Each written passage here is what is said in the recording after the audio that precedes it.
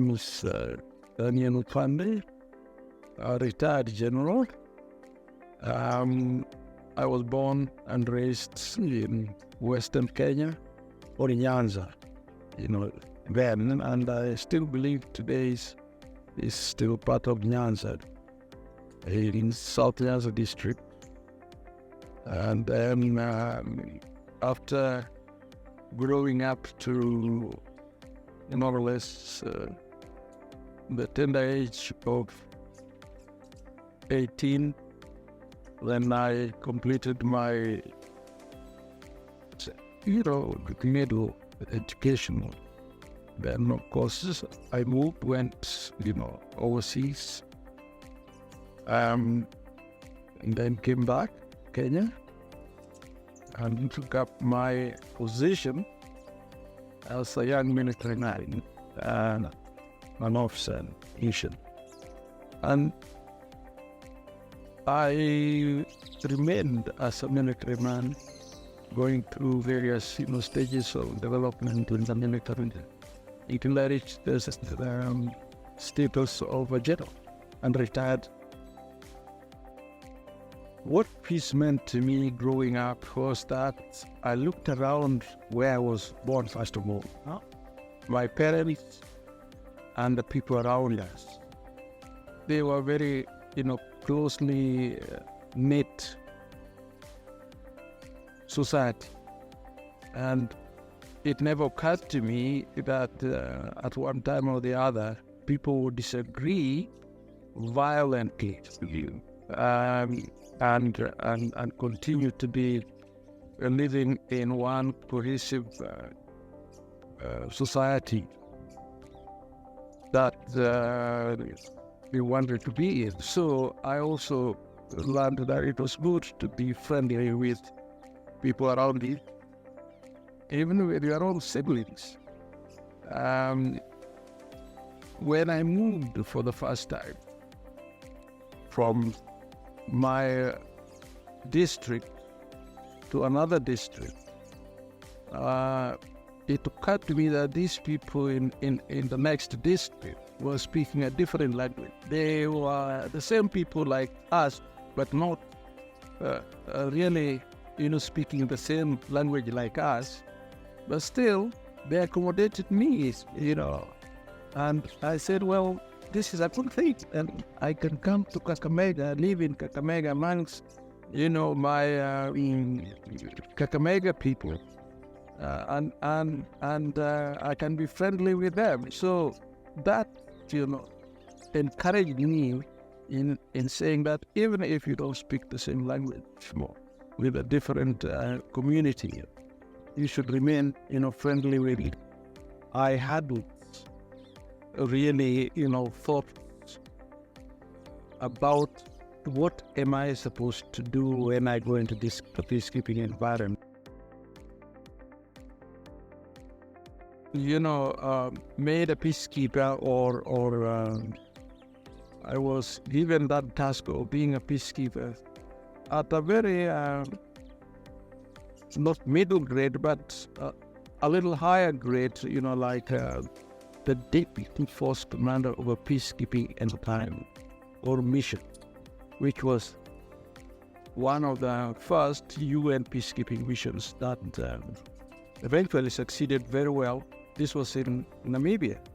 So I had to learn through the ropes, and I had to learn from various actors that I found, in that environment, including my boss, who was an Indian general who had been involved in peacekeeping in the Congo and in the Middle East before me. I found that as a peacekeeper, you are not only going to deal with your own troops or other peacekeepers, but you are also going to deal with the good and the bad of the society in which you are going to keep the peace.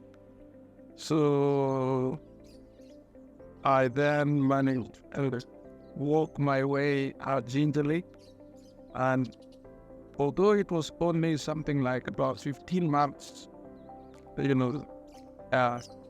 commitment, it was a commitment that remained with me for the rest of my life. That peace is very, very important. So you can maintain peace.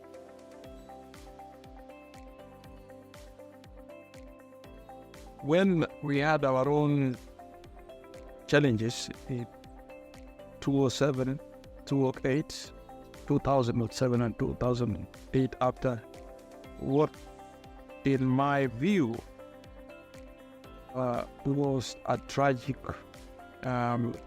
history that we must accept that has happened to us after independence. Now we're going to 50 years of independence, or more than that. We've had a lot about the international involvement in trying to bring peace to Kenya after that tragic, period. We have had very little, if any, about the involvement of our own people to try and help resolve that very sad period in our history. I don't blame anybody for that, but I and others who were involved, either in the forefront or behind the scene, we can tell our story. We should tell our stories.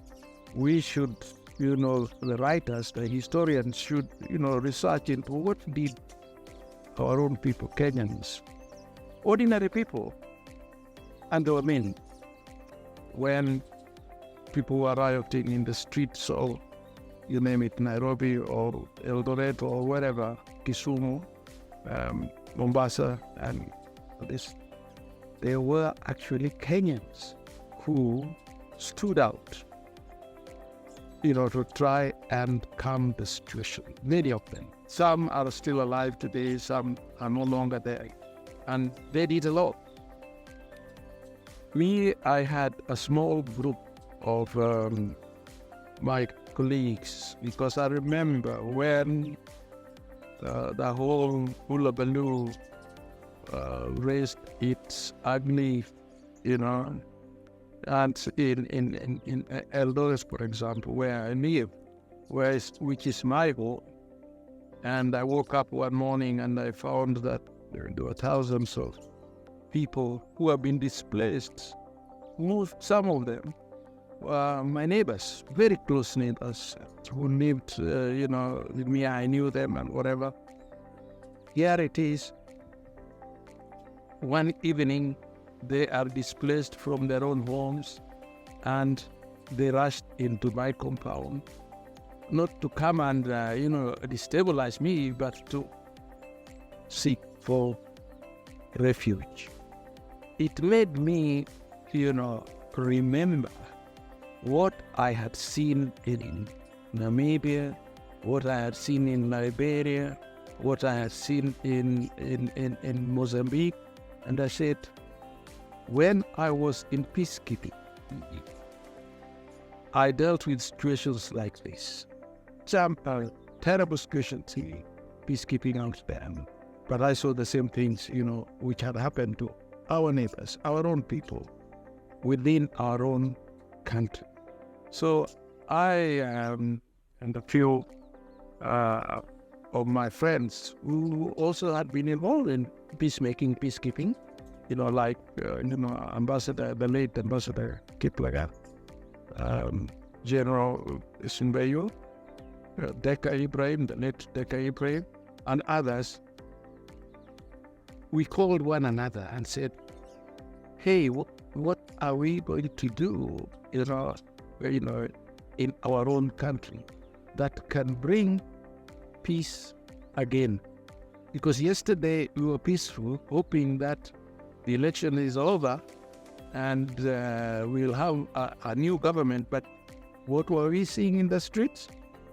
Brother killing brother, sister running away from a brother or a colleague, and the misery of it made us say, look, we have to sit down together and find a way by which we can intervene in our own way, not in a major way, but in our own way, in a simple way, and try and bring some peace. First of all, you begin with where you are. For example, me, it began with where I was, which was Eldoret. But then, since worse things were also happening in the capital city, and the messages we were receiving were such that brother and sisters were not talking to one another. The government and the political, elite, different parties were at the throat of one another. Nobody was coming out to say, look, let us sit down and talk about the issues. Let us see to it that peace returns quickly in our own country or in amongst us, so that whatever differences that we have, we can resolve them around the table. So we focus on two things. First thing is we have to reach out to Kenyans, and we have to reach out to the highest leadership of our country, whether they were in the opposition or in government, so that the first thing that we want to see is peace. We are only five, we start from here. And our voices, we wanted our voices to be heard. How do you get your voices to be heard in such a chaotic situation? He said we have to invite others to join us, including the civil society, the media, and opinion leaders. We talked to everybody that mattered over a period, and when eventually some sort of sanity began, coming back as a result, not only a result of our own interventions, but the intervention of others, including the international community. We did not say this is it now. We sit back and let other people do it. We walked the way all the way to Kofi Annan came. We joined and took the lead with his team, and we collaborated, with Kofi, the late Kofi, because some of us, and including myself, we had known Kofi Annan all the way from Namibian times. So when he arrived, it was just reliving what we did in those other places. I've known Kofi when he was the Secretary General. So we worked together, and whatever we could do behind the scenes, we continue to do that. Our panel is called the Independent Panel of Advisors in coming up with a review of the current Kenyan policy on peace building. I'm glad to say that Kenya, over the years, has had a peace building architecture, and that the government has now decided that this architecture needs to be reviewed, because like everything else, the policies, can be very good when they are enacted, they are put in place, but over the years, there are challenges, there are gaps that come, in those policies. So the government feels that it needed a group of persons, including myself, who may have, participated in peace building work or peacekeeping work, who can look at this, that policy, the current policy, and review it and come up with a recommendation to the government. And that's what we are doing. We are looking at the whole, the peace architecture in this country. What are the current, challenges that they are facing? Now, what can we, recommend so that we come up with a system that is now responsive to 60 years of independence in peace building within our own borders? What can be done that will make those who are in authority and ordinary wananchi be brought into realizing a policy that will help respond to challenges of conflict, local conflicts, be they local conflicts, be they at the national level, which can mitigate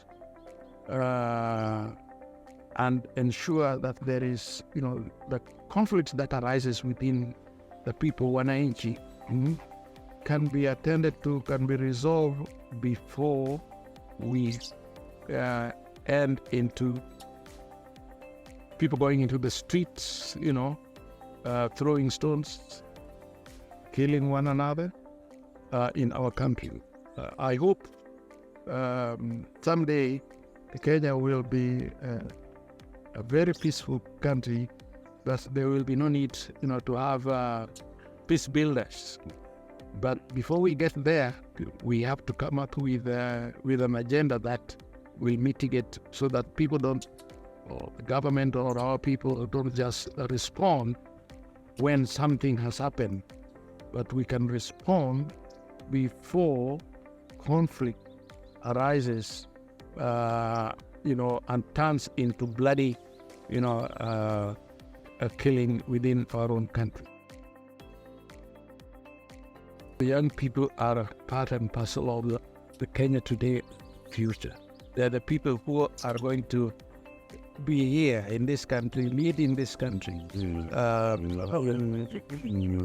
Few decades, from now, even just 1 decade from now, they need to be, to be part and parcel of peace building. They have to understand that without peace, there will be no place for development in our own country. And even if there is development, it will be development which will also, affect them adversely. So I would appeal to the young people that don't shy away from being part and parcel of peace building, even if you only make one step at a time. You will be playing a very major role that you and your children will, enjoy in the future.